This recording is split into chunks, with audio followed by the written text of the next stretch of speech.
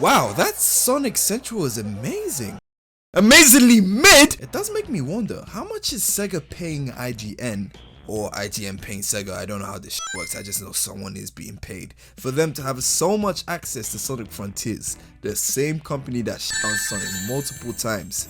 The literal origin of the Sonic was never good meme. Point where we need to admit that this was never really a great franchise. Nope. And that we keep trying to find this thing that was never really actually there. Sonic was never good. Yeah, Sega is striking deals with these people, giving them control over how the public sees their latest big release. It boggles the mind honestly, but that's not even what I'm mad at right now. Nah, it gets worse. We had an entire 10 minutes of announcements, and out of that I'd only say 2 to 3 were actually valuable, the rest being complete filler. In fact, you can see the exact moment in the stream where my face falls and I realize this is all again. No big announcements, no significant reveal for Frontiers besides the sneak peek of the tie-in animation. If we can even call that a sneak peek. And to top it all off, there was an IGN presentation going over gameplay we've already seen at the same time. Something not worth choosing over the big event, the Sonic Central, am I right?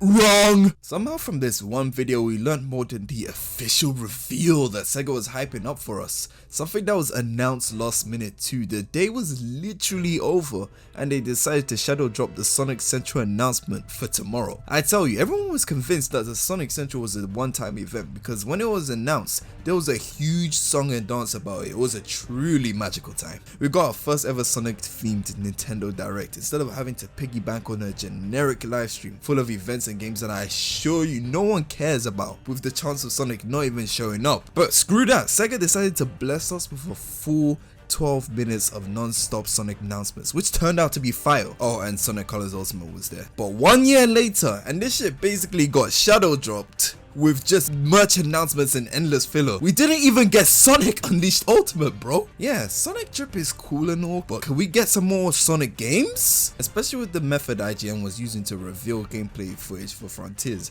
Opinions of the game have been an emotional roller coaster. People going from begging for a delay to instantly calling it Game of the Year. Okay, no one actually called it Game of the Year, but you know, I have to exaggerate this shit to get my point across. That's how these videos work, my guy. But what makes matters worse is that Sonic Forces, the absolute mid game it was, had the most hype marketing known to man. They had everyone's hopes up with those reveals, from the antagonist roster to the player character reveals. They really had a nigga convinced that we were getting Sonic Generations 2. You don't even get to fight half these dudes, like that is false advertising, bro.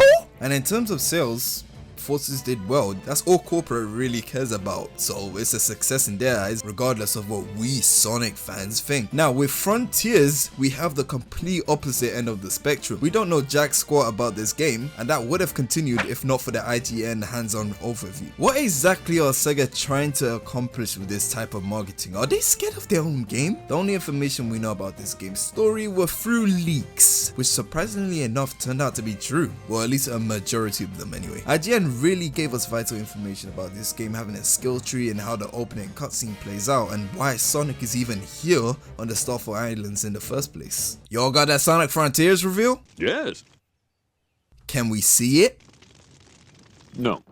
I don't know if Sega thinks they're raising hype or something by keeping this game completely hidden from us, but I got to say, this marketing is ass, like big booty cheeks levels of mid, and it's got me worried about how this game is actually going to turn out. I mean, sure, the gameplay looks fun enough, but all they've literally done is walk around the stage and interact with a few objects. 90% of people will fail this challenge looking ass game. I will say this though, it's surprising that IGN of all people are the ones uplifting the game. Yeah, I know it's a paid sponsorship type deal, but to see them encouraging people to open their hearts and letting us know that this is still an early build gives me hope for the future. They're probably not going to show anything worthwhile at the Summer Games Fest, but I'll still be here live streaming that shit and trying to hide my disappointment, so I'd love to see you guys there. Until then, Temzy out, peace. It'd be so awesome.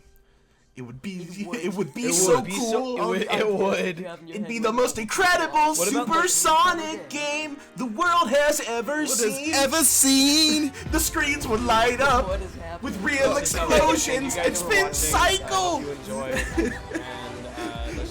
With the special effects, and it will blow your mind.